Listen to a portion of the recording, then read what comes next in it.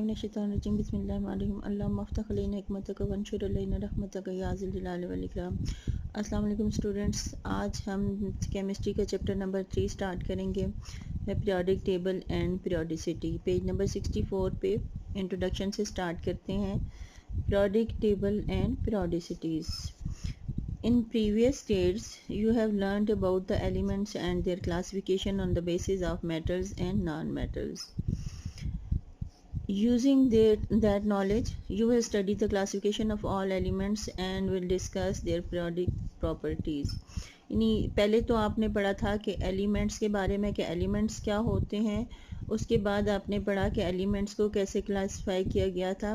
लेकिन यहाँ पे आके आपने चैप्टर 1 में भी उनके बारे में डिटेल में पढ़ा और कुछ थोड़ा बहुत जो है आप पीरियोडिक टेबल के बारे में भी जानते हैं कि एलिमेंट्स को क्लासिफिकेशन करने के लिए बहुत ज़्यादा इसके अभी आप हिस्ट्री पढ़ेंगे तो आपको पता चलेगा कि एलिमेंट्स को क्लासिफाई करने के लिए बहुत ज़्यादा साइंटिस्ट ने काम किया। उसके बाद जो आजकल पीरियोडिक टेबल जिसको कहते हैं मॉडर्न पीरियोडिक टेबल, तो वो बना। तो इसके पीछे बहुत ज़्यादा साइंटिस्ट का काम है।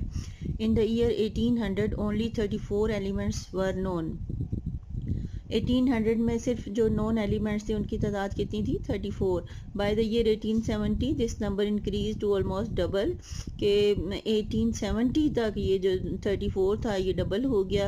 एंड इन द ईयर 1974 और 74 तक क्या the number of elements was 105। At present 118 elements are known. Out of 118 elements, अब जो आजकल हैं 118 एलिमेंट्स जो हैं वो दरियाफ्त हो चुके हैं, यानी नोन हैं। तो out of 118 elements, in 118 element में से 92 है वो नेचुरली पाए गए हैं और बाकी जो हैं वो क्या है कि आर्टिफिशियली लैब में साइंटिस्ट ने तैयार किए हैं। अब ये इनको क्लासिफाई करने की ज़रूरत क्यों पेश आई? क्योंकि ये पहले तो थोड़े से थे, उनको अलग अलग हम स्टडी कर लेते थे, साइंटिस्ट जो है उसको अलग अलग स्टडी कर लेते थे। लेकिन अब जाहिर है 118 एलिमेंट्स हैं तो अलग अलग स्टडी करना मुश्किल हो गया।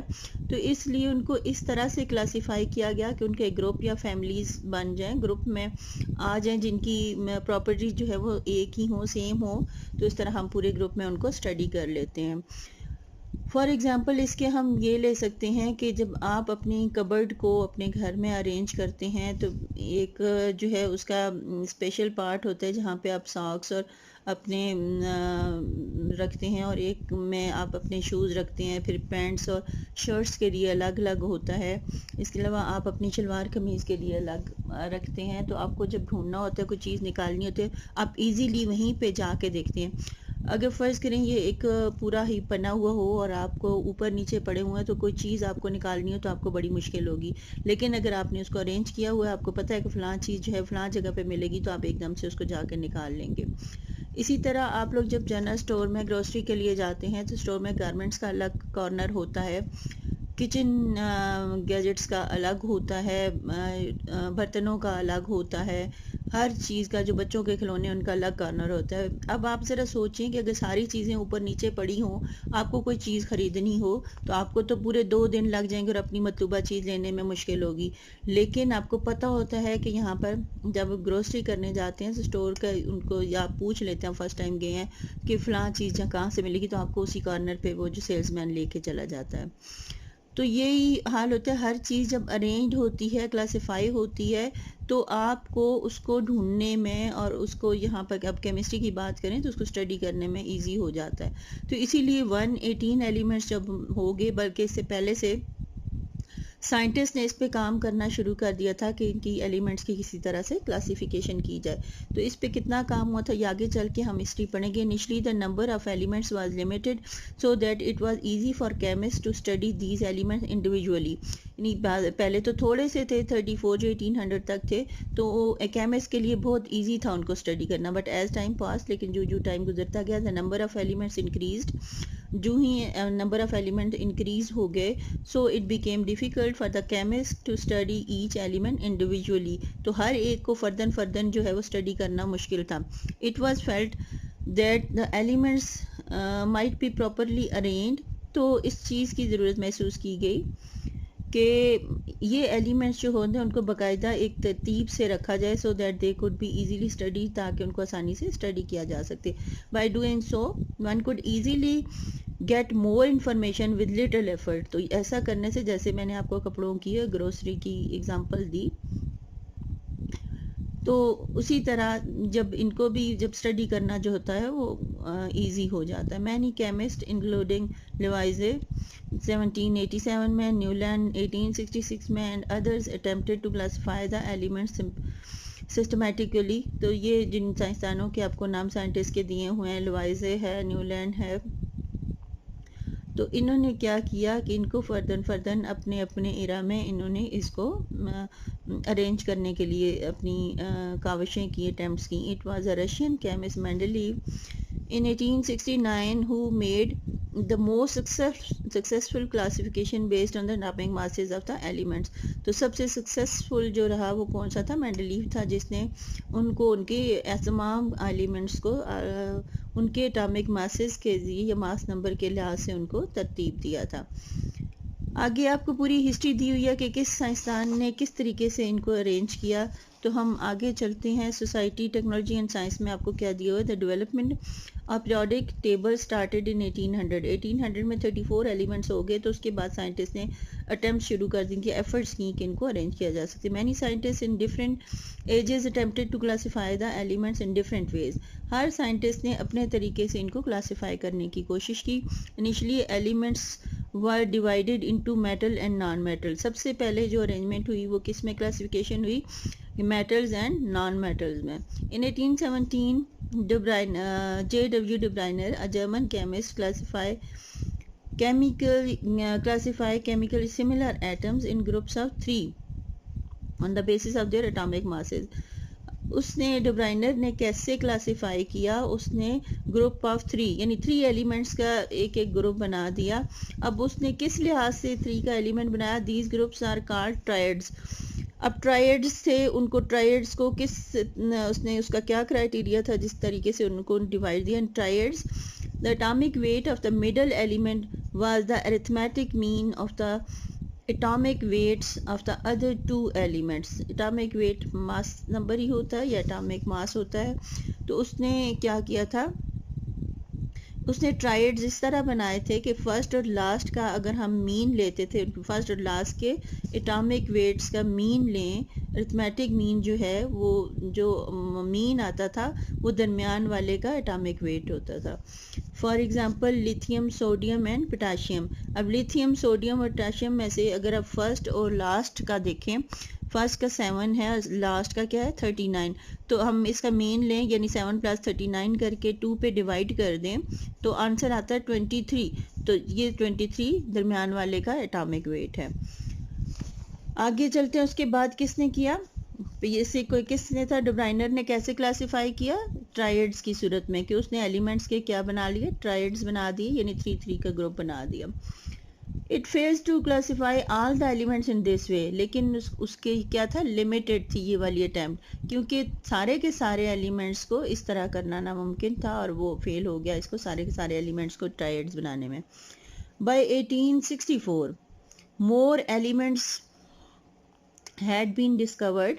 जब ज़्यादा एलिमेंट डिस्कवर हो गए, an English chemist J Newland classified the elements in order of their increasing atomic masses. Newland ने कैसे किया कि उनको इंक्रीजिंग एटॉमिक मासेस के लिहाज से तरतीब दे दिया, यानी उनको अरेंज कर दिया। He classified the elements into groups of 7 and found that every 8 element had the properties similar to the first one of the series।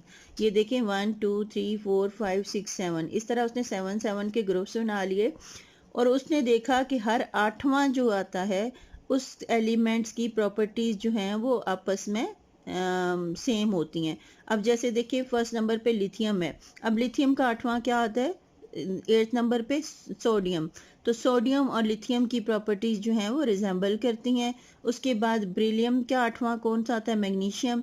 ये दो रिजेंबल करती हैं। बोरॉन का 8वां एल्युमिनियम आता है। तो इन सब की क्या है? He called this groups octaves. तो उसने इस ग्रुप को क्या नाम दिया? ऑक्टेव्स का। Lithium resemble sodium, fluorine resemble chlorine. ये है फ्लोरीन है, ये रिजेंबल क्लोरीन। अच्छा जी, he could not able to classify all the elements in the, तो उसका सेम वही था कि सारे के सारे एलिमेंट्स को, जैसे डे ब्राइनर फेल हो गया था सारे एलिमेंट्स को ट्राइड्स बनाने में, इस तरह ये ऑक्टेव्स बनाने में इसको कामयाबी नहीं हो सकी. So the law of octaves failed to classify all the elements. तो ये भी जो है सारे के सारे एलिमेंट्स को इस तरह अरेंज करने में नाकाम रहा. पहले डे ब्राइनर ने कोशिश की ट्राइड्स बनाने की, कुछ के तो उसने बना लिए, लेकिन सारे के सारे का वो भी नहीं कामयाब हुआ जो उस वक्त तक जो थे नोन थे. उसके बाद न्यूलैंड ने क्या किया, ऑक्टेव्स बनाए, तो लेकिन ऑक्टेव्स का लॉ भी फेल हो गया. उसके बाद 1869 में two chemist Lothar Meyer in Germany and Dmitri Mendeleev in Russia at about the same time independently developed very similar arrangements of the elements. दो साइंटिस्ट थे, कौन से, लुदरमेयर था 1869 में, लुदरमेयर ने जर्मनी में और मेंडेलीव ने रशिया में एट अ टाइम काम शुरू किया, लेकिन उन्होंने सेम किया कि उन्होंने उनको एक जैसा ही तकरीबन अरेंज किया. एलिमेंट्स की अरेंजमेंट उन दोनों की सेम थी. They found that while arranging the elements, उन्होंने क्या देखा कि जब एलिमेंट्स को अरेंज किया जाता है इन order of their increasing atomic mass, उनके इंक्रीजिंग एटॉमिक मास के लिहाज से जब उनको तरतीब दिया जाता है, यानी पहले कम फिर उससे ज़्यादा, यानी इंक्रीजिंग एटॉमिक मास के लिहाज से, certain physical and chemical properties are repeated at regular intervals. तो कुछ केमिकल प्रॉपर्टीज ऐसी थी जो कि रेगुलर इंटरवल के बाद रिपीट हो रही थी. यानी अगर 2 के बाद है तो हर 2 के बाद रिपीट हो रही हैं, अगर 3 एलिमेंट्स के बाद है तो हर 3 एलिमेंट्स के बाद, तो रेगुलर इंटरवल से रिपीट हो रही हैं. लुदरमेयर प्लॉटेड एटॉमिक वॉल्यूम्स, लुदरमेयर ने क्या किया कि एटॉमिक वॉल्यूम्स जो थी उनको क्या किया, प्लॉट किया ऑफ द एलिमेंट्स अगेंस्ट किसके, देयर एटॉमिक मासेस, यानी एटॉमिक वॉल्यूम और एटॉमिक मास का ग्राफ बनाया and found the similar elements occupied similar position in the graph. तो उन्होंने क्या था कि जो एक जैसे एलिमेंट्स थे उन्होंने एक जैसी पोजीशन पे आ रहे थे. Dmitri Mendeleev arrange the elements in the form of table. तो मेंडेलीव ने एक टेबल बना लिया. He arranged 65 elements in periods and groups. तो उसने क्या किया कि periods of group and groups बनाए. अब आगे चल के मैं आपको बताऊंगी पीरियड क्या है और ग्रुप क्या है. This table he left vacant spaces for the elements. उसने जो elements which was not discovered at that time, तो उसने उसका अहम तरीन, इस काम में अहम तरीन उसकी इम्पोर्टेंस ये थी इसमें कि उसने जो अभी तक डिस्कवर नहीं होते उनके लिए स्पेस छोड़ दी. And to be placed in these vacant places, कि जो आने वाले थे वो इन वेकेंट प्लेसेस में ताकि प्लेस हो सके. On the basis of this table, he predicted the properties of certain elements very accurately that were yet to be discovered. तो उसने क्योंकि वो certain उसकी अरेंजमेंट थी, तो उसने कहा कि जो इसके बाद डिस्कवर होगा एलिमेंट, उसकी ये वाली प्लेस यहाँ पर आगा, और उसकी प्रॉपर्टीज जो हैं वो इस जैसे पहले आ रहे हैं उस सीक्वेंस में, तो जिस सीक्वेंस में आएगा उसकी प्रॉपर्टीज इनसे मिलती जुलती होंगी, और जो उसने प्रिडिक्ट की थी तकरीबन उनकी प्रॉपर्टीज भी वही थी. Mendeleev classification was based on atomic mass. उसकी क्लासिफिकेशन की बेसिस क्या थी, एटॉमिक मासेस थी. However, with the discovery of atomic structure, जब एटॉमिक स्ट्रक्चर जो है वो डिस्कवर होगी, it became clear that elements varied regularly with atomic number not with the atomic mass. तो ये जब एटॉमिक स्ट्रक्चर क्लियर होगी तो उनका था कि एटॉमिक जो एलिमेंट्स होते हैं वो रेगुलरली वेरी करते हैं एटॉमिक नंबर के लिहाज से, एटॉमिक मास के लिहाज से नहीं. It had also become known, ये भी पता चल गया that the properties of the elements depend, कि एलिमेंट्स की प्रॉपर्टी किस पे डिपेंड करती है, on the number and arrangements of electrons in each of its atom, कि हाँ उनके हर एटम में इलेक्ट्रॉन्स का नंबर कितना है और इसकी अरेंजमेंट क्या है. प्रॉपर्टीज़ किस पे डिपेंड करती हैं कि किसी भी एलिमेंट के एटम्स में इलेक्ट्रॉन का नंबर क्या है और उसका अरेंजमेंट उसमें किस तरह की है. तो उससे पता चलता है कि इस एलिमेंट की प्रॉपर्टीज़ क्या होंगी. मेंडेलीव ने जो पीरियड्स और ग्रुप बनाए वो क्या थे, उसने जब अरेंज किया तो वर्टिकल लाइन जो थी, वर्टिकल ऐसे होती है जो ये 90 डिग्री का एंगल बनाती है, तो ये जो है ये वर्टिकल लाइन जितनी होती हैं तो वर्टिकल्स को उसने ग्रुप्स का नाम दिया, ये वाली लाइन ये वर्टिकल लाइंस को उसने ग्रुप्स का नाम दिया, और जो हॉरिजॉन्टल है जैसे इसकी लाइंस हैं, ये इस नोटबुक के पेज पे जो लाइंस हैं ये सारी हॉरिजॉन्टल लाइंस हैं, तो इन लाइंस को उसने पीरियड का नाम दिया। तो उसने एलिमेंट्स को ग्रुप्स और पीरियड में, ये वाले क्या हैं, ये ग्रुप्स हैं, और ये इस तरह जो लाइनें आ रही हैं हॉरिजॉन्टल आ रही हैं ये क्या हैं, ये पीरियड्स हैं। तो ये थोड़ी सी हिस्ट्री थी, एलिमेंट्स के अरेंजमेंट की इंट्रोडक्शन था। आगे चल के हम मेंडलीव का जो पीरियोडिक टेबल है नेक्स्ट वीडियो में हम उसको डिस्कस करेंगे। खुश रहिए, खुशियाँ बांटिए, अल्लाह हाफिज़।